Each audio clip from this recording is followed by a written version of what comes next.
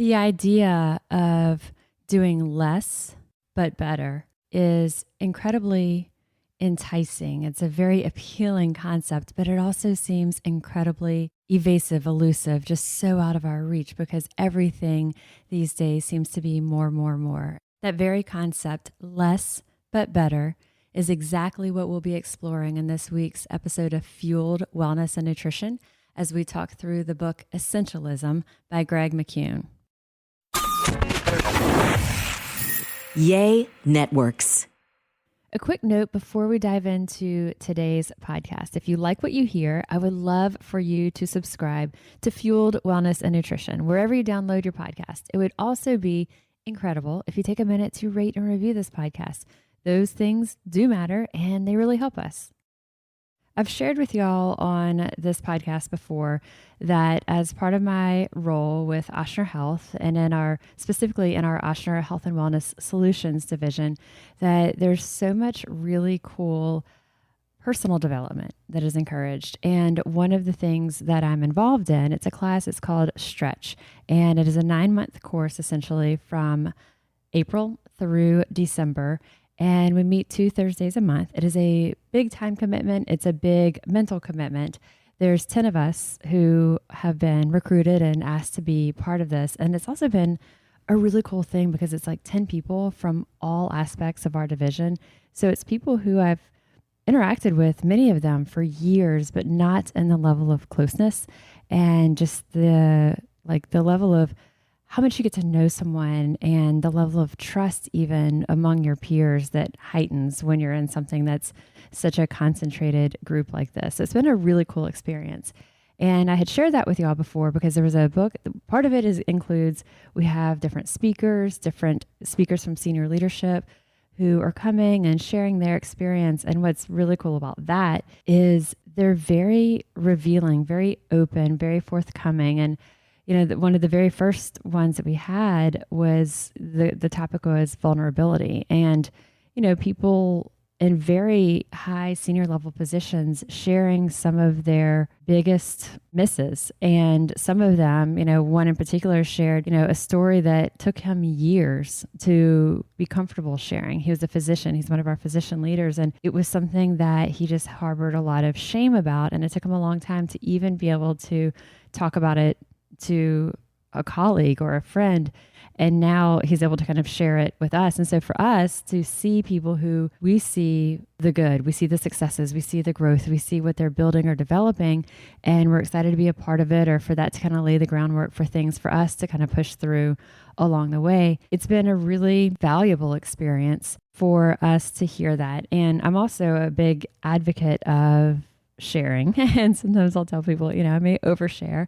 But to me, being very open, being very expressive, and being very raw and honest, for the most part, it just helps us. And it can help everyone know what the lay of the land is. And while we may not like it, at least we understand what it is versus holding everything real close to the chest, kind of playing things in a very guarded way. We can spend a lot of time and a lot of energy trying to anticipate, well, what does someone really mean? This is what they said, or this is what they're doing, but what's under that? What's the true intention? So, in my personal life and my professional life, I'm very open, I'm very straightforward because I find it's so much easier to be that way. No one's having to try to read it.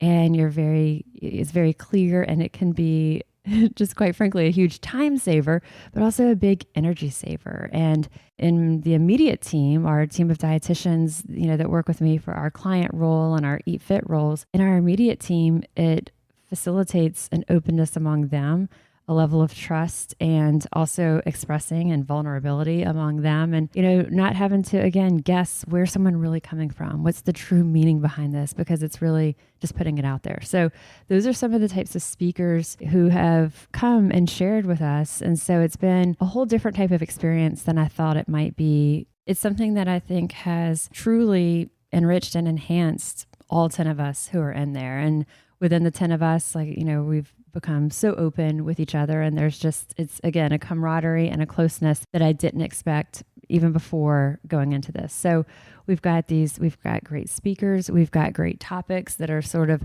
things that we'll explore or dig deeper through. And then there's a series of books that we've been reading through. So talked about the happiness advantage a few months back. So if you're interested in that, scroll back in the library, in the podcast library, find that episode. It's a really good book, and some of it might be a refresher or a reminder to you. Some of it may be coming right at a pivotal time that is critical if you're going through, and the world is changing so quickly, and there's been so much that's happened in our world. And so where we may have had a positive mindset before, that may be challenged a lot lately. So I don't want to spend too much time on the happiness advantage, but the reason I covered that is the fundamental principle of the happiness advantage is that happiness leads to success in our personal life, success in our professional life. And so many times we think it's the other way around. When I get to, or when I achieve, or when this happens, I will be so happy. And so it was just a really interesting and eye-opening take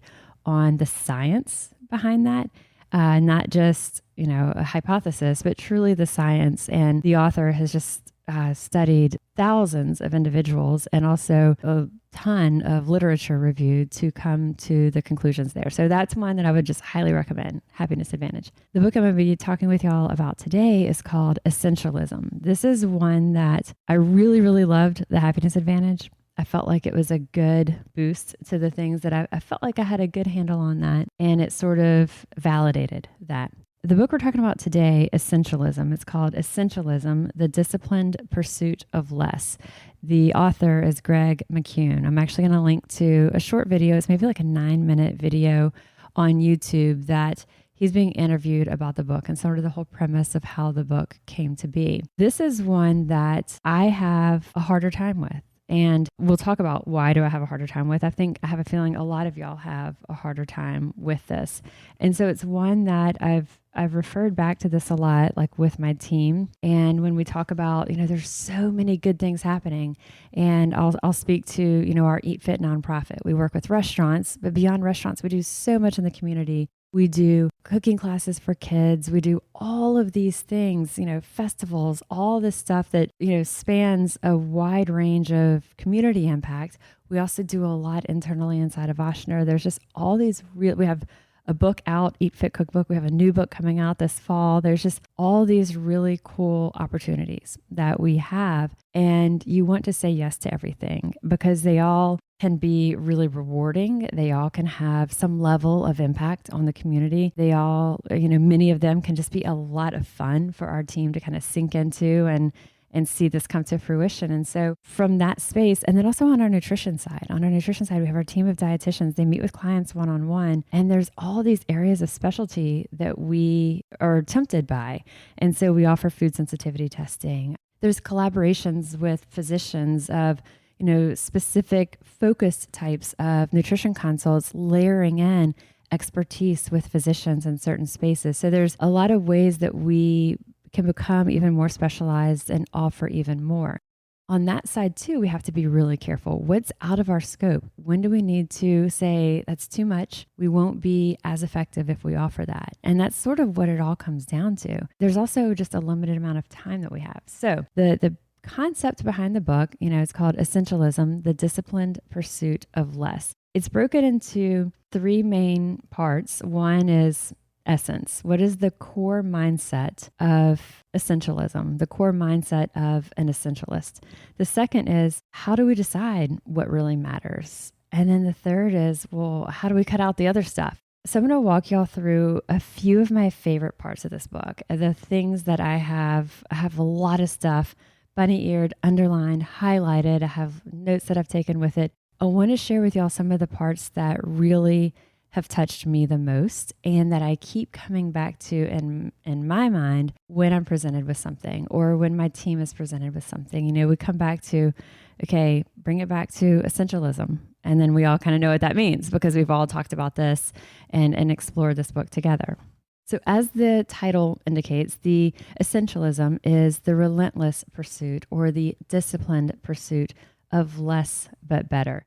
It's about asking ourselves constantly along the way, am I investing my time and my energy in what's best right now? So am I investing my time and my energy in the best activities, the right activities? There's so many things that we can do. There's so many opportunities I just said a few a bit ago, but there's just so many in our personal lives, our professional lives that can come across our plate that are so appealing. They seem like such a good idea.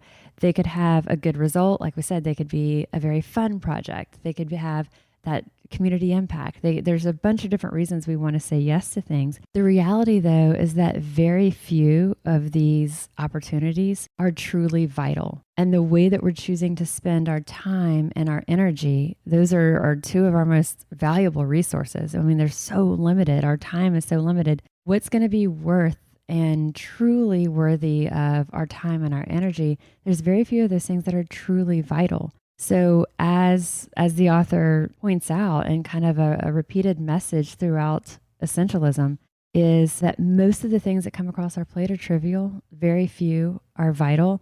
And so for us, it's up to us to decide and determine that vital few from the trivial many. And that's really what it's all about. How can we separate and tease out those vital few from the trivial many? Let's take a minute to share about Caraway Home, partner for this week's episode. Caraway Home's non-toxic cookware and bakeware collections are made with a ceramic coating. All are made without any toxic materials. And that ceramic coating means a naturally slick coating, so you really don't need much oil or butter or nonstick cooking spray. We love our Caraway cookware. The pans heat up quickly, they cook evenly, they're incredibly easy to clean.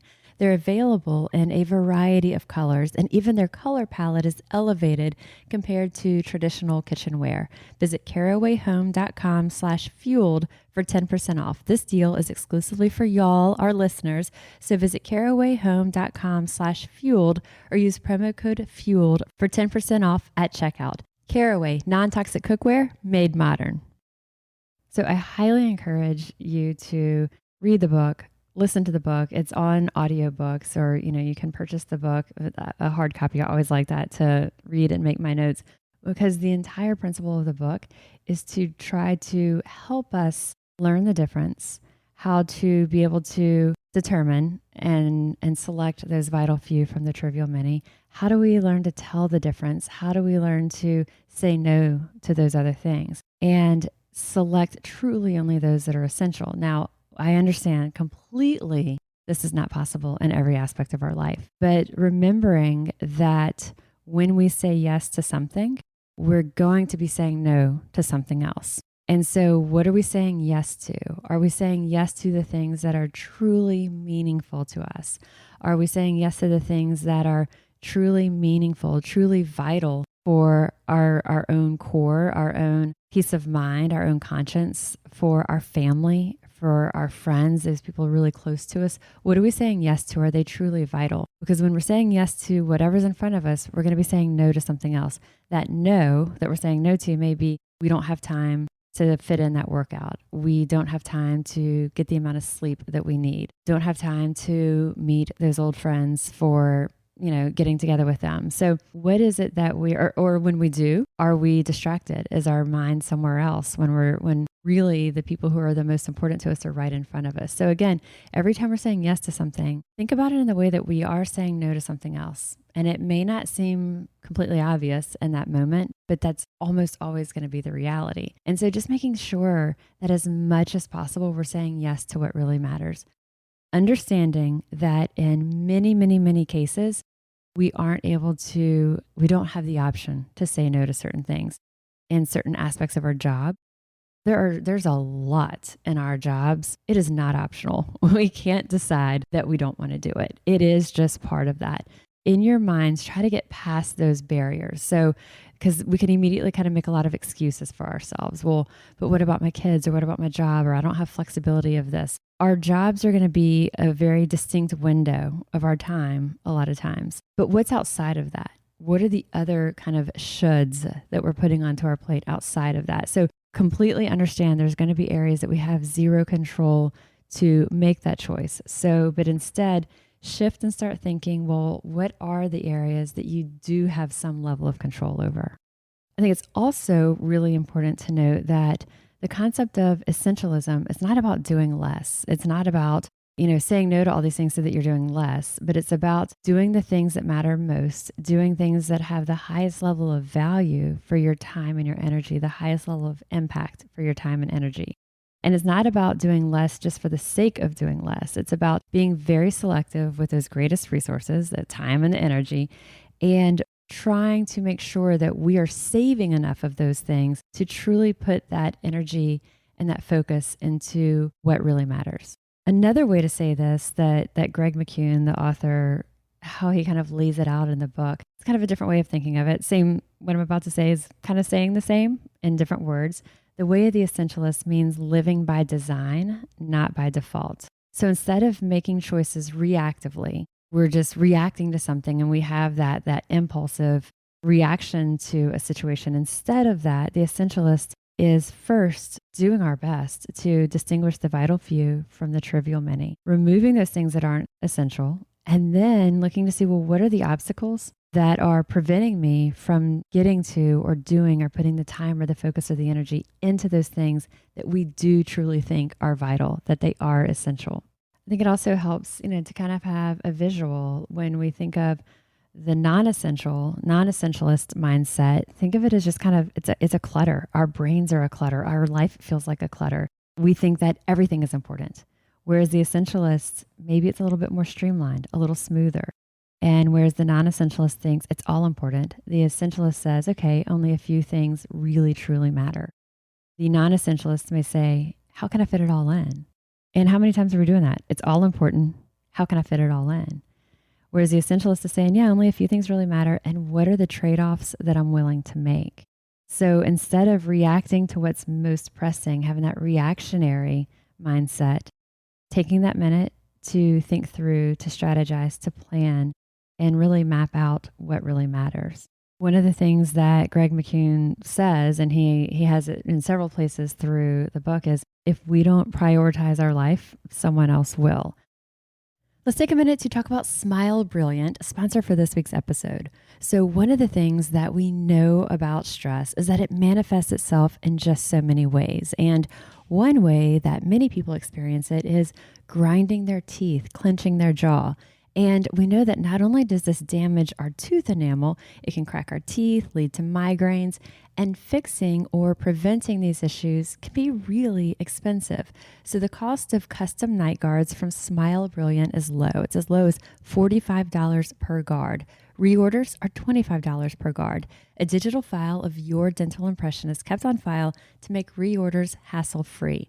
So visit smilebrilliant.com, use promo code FUELED for 20% off, and check out their night guards. You can also check out the other products at Smile Brilliant, from custom fitted teeth whitening trays, whitening gels, and more. That's smilebrilliant.com with 20% off using promo code FUELED. So there's 4 key parts to the book. It's essentially a roadmap laid out for us, and these go into a lot of detail. I'm going to hit the high spots for us here. 4 key steps in this roadmap.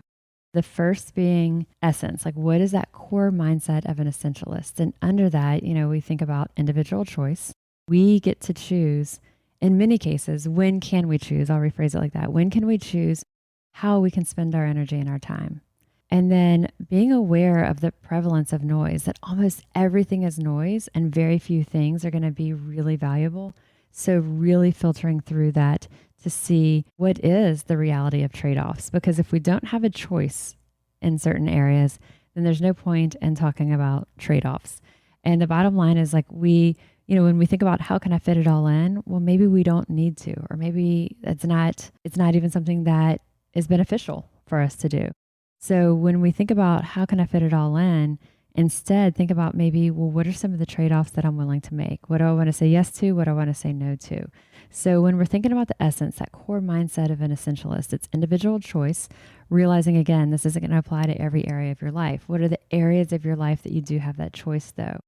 And then what are the trade-offs? What are the things that we are willing to say no to so that we can say yes to those things that are vital for ourselves, for our family, for, those close friends? The next is explore. And what this means is really starting to take that closer look to see what is, of all these things that we think are important, being really honest with ourselves and saying what is vital and what is trivial. And one of the things that I think as we're asking ourselves that, there's like three main questions that we can ask ourselves. What do I feel deeply inspired by? Like what just revs us up? And then what are we really good at? And then the third is what meets a significant need in the world. So starting with what revs you up? What are you inspired by? What really energizes or just, is something that you feel really passionately about? And then what are you good at? And then what can be really useful in the world? And when those three things can align on something, that is sort of the sweet spot of what he's talking about in the concept of essentialism when we talk about the vital few. Those are the things that are vital. It completely fills and energizes you. You also happen to be good at it. You have a talent for it. You have a knack for it. And it can bring significant impact, benefit, change in the world. And that might be the world in a very small microcosm. It might be the world as it relates to your family. It could be the world as it relates to your neighborhood, or it could be on a really bigger scale. So again, what do I feel really inspired by? What energizes you? What drives you? What are you good at? And then what can have that significant impact or meets this need in some way in the space around you? And so when we can find that sweet spot where those three areas merge, that's going to be essential at helping us identify those vital few. Then comes the hard part, eliminating. So when we say, okay, gosh, there's so many good things and we want to say yes to everything, well, how do we eliminate it? This to me is the hardest thing. And so some of the examples that Greg McKeown, the author, gives as some questions to ask ourselves. If I didn't already have this, what would I be willing to pay or do to get it? So I think that that's really key. And so there's so many things, again, that we want to say yes to. But if we didn't have this, or the things that we're already doing, there's so many things that we're already doing. Our plates are so full. Is this really worth our time? So if we didn't have that, if it were suddenly taken off of our plate, would we miss it? What would we want to do to get it back? What would we want to do or pay or whatever it might be to get this back? So whatever we're doing, whatever is filling our plates, if we didn't already have it or have that opportunity, what would we be willing to do to have that? But that's been something that I think is a really valuable question to ask ourselves, because so many times we're doing things just because we've been doing them for so long. And then we say, wait a second, do I need to be the one to continue to do this? Or does this even need to be done? Or whatever that is. So questioning everything for a bit to say, is this the right thing for me to do for the right reasons at the right time? Is this what I feel, deeply motivated by, driven by? Am I good at it? Does it have an impact? Is it providing some level of benefit in the world around me?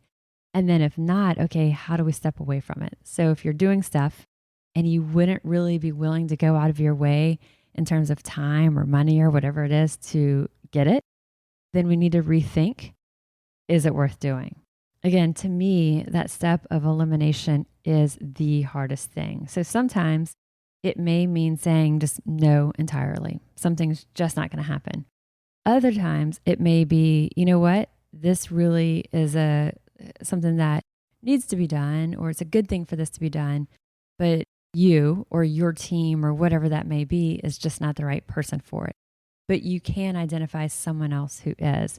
So it's not always about just saying no, or it's not always about just stopping something, but it's finding for other people, does that kind of fit those three questions? They're really good at it, they really love it, and it's helping to make that significant impact. So if that's not for you, but you've got these things that are really non-essential for you, they still could be essential for someone else. Let's talk about Bonafide, a sponsor for this week's episode. Bonafide is for women dealing with perimenopausal and menopausal symptoms who want safe and effective non-drug solutions they can trust.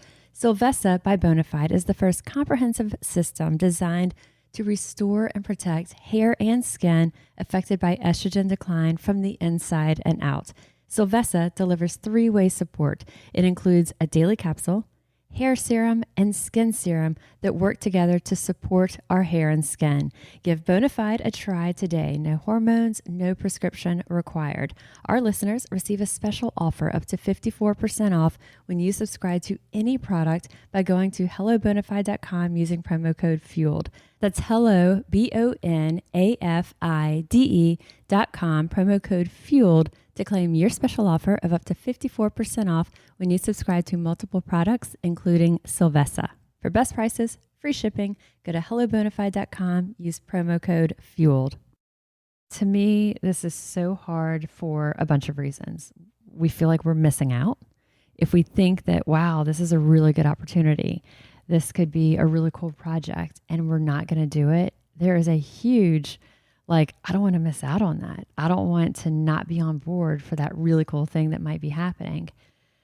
So there's that reason that we may not say no. There can be social pressure, whether it's friends or family or coworkers or our boss or whatever. And we feel like, even if something isn't a necessity, we feel bad by saying no.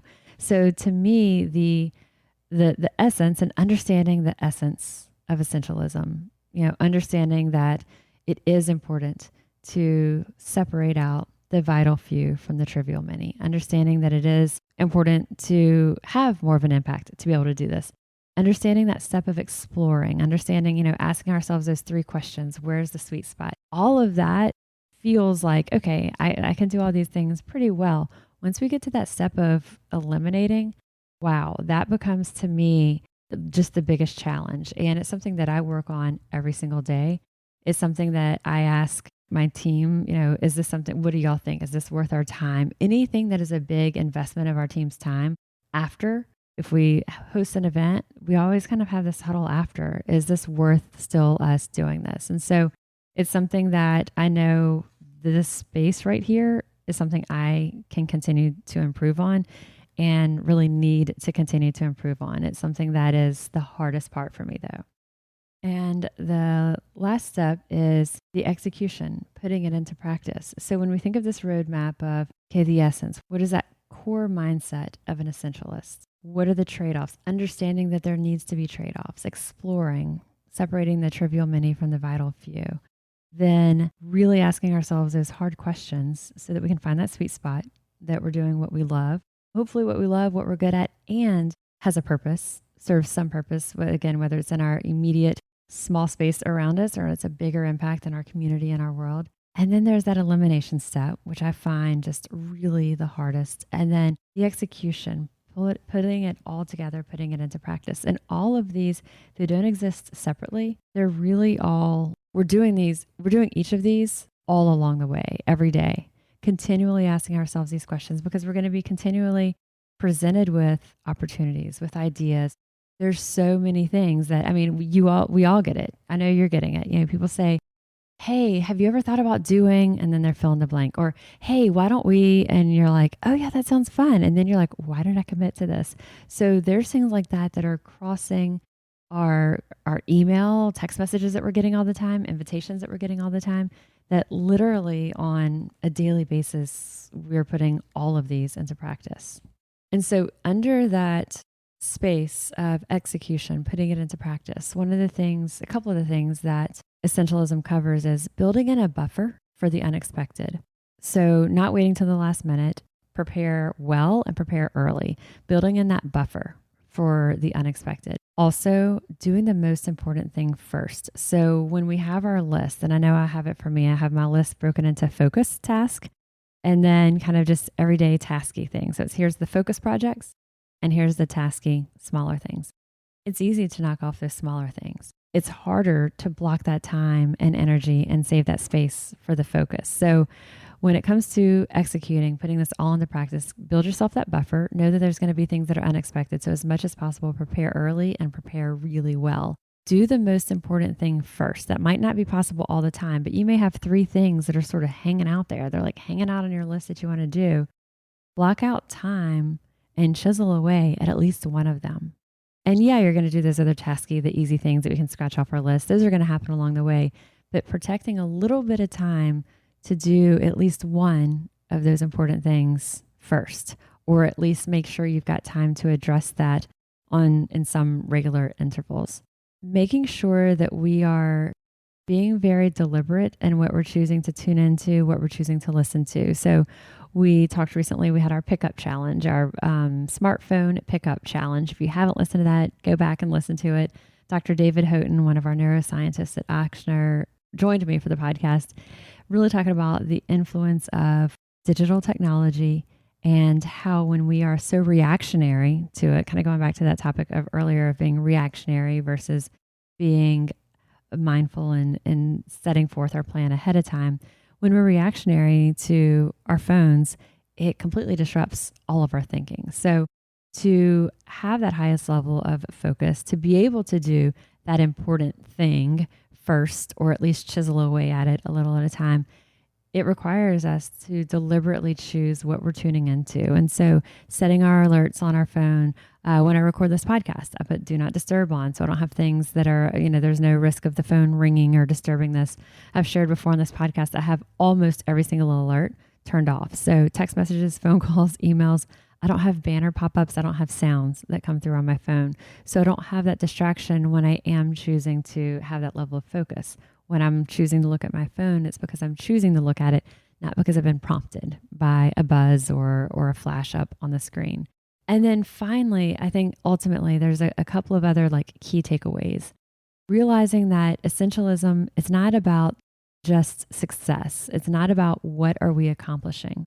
All of these things that we're talking about, yes, hopefully mean that you can accomplish more of those things that are really important to you, to your family, to your core, to your close friends and family.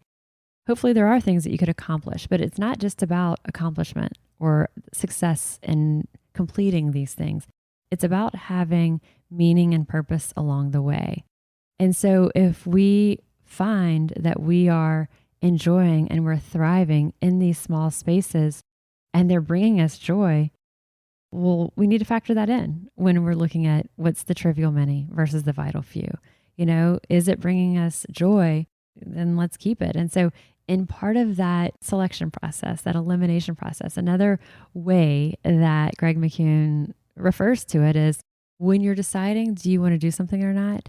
If it's not a hell yeah, then it's a no. And I think that that's pretty interesting because, there's things that a lot of times you're like, if that's your first reaction, what he says is, well, that's a no. So if it's not a hell yeah, then it's a no. To summarize, Essentialism, I, again, highly encourage you to read the book or listen to the book.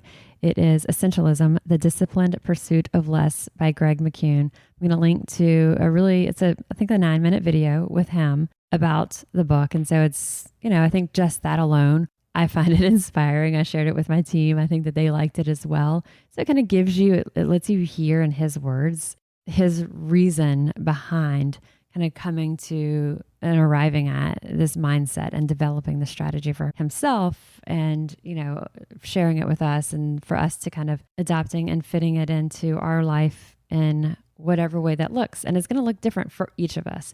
There's not going to be a right or a wrong. All that does is just put more pressure on ourselves. It's going to look very different for each of us. My hope is that by hearing this and hopefully by reading or listening to the book is that it can help us move the needle to where we are more conscious about how we're spending our time, how we're spending our energy. Are we pouring the best part of ourselves into what truly matters in the things that are most important to us, the things, the people, the world around us that is most important to us? So starting out by, asking ourselves really honestly, how am I spending my time? What am I putting my focus on? What is taking up the most time in my day? What are all the different things that are pulling on my attention? Doing our best to truly explore these, to discern the trivial many from the vital few. That next step being to eliminate some of those. And that elimination may look very different in ways. It doesn't mean, again, we're doing away with it altogether. Taking time to understand the big picture, understand the big story, understand what matters. Because a lot of times once we have that, it helps us to really understand how other things can be prioritized. When we are deciding what to select, what to eliminate, remembering, that phrase, it's either a hell yeah or it's a no. And then when it comes to that execution, carving out time to do that important thing first. That important thing is often not going to be easy. It's not going to be fast, or else we would have done it a long time ago. So that important thing that we're truly deeming to be important, then let's make sure we're protecting at least a little bit of time to chisel away at it in some way if we're not able to put a big chunk of focus time. Lastly, remembering this it's not just about success. It's not about doing, it's not about achieving. It's about how we're choosing to spend our time in the scope of our lives, in the scope of our days, that we do have a choice, because we don't always have a choice. But in that window of time that we have a choice of how we're spending our time and our energy, making sure that we are pouring ourselves into what's giving us meaning, what's giving us purpose. So if you have read, or after hearing this, if you do read or listen to this book, Essentialism, I would love to hear your take, your feedback, your insight, how it's impacted how you live your life, how you make these choices. And as mentioned, I'll include the video link in the show notes of this episode, also the link to Essentialism online and through audiobooks. I am registered dietitian Molly Kimball, and you've been listening to Fueled Wellness and Nutrition, the podcast. If you would like more Fueled Wellness and Nutrition, please head over to mollykimball.com, and you can follow me, Molly Kimball RD, on Instagram, Facebook, and Twitter. And if you haven't yet, please go to Apple Podcasts and subscribe, rate, and review this podcast. Join us next week for another dose of Fueled Wellness and Nutrition. Thanks for listening, and stay focused on living your strongest, healthiest life.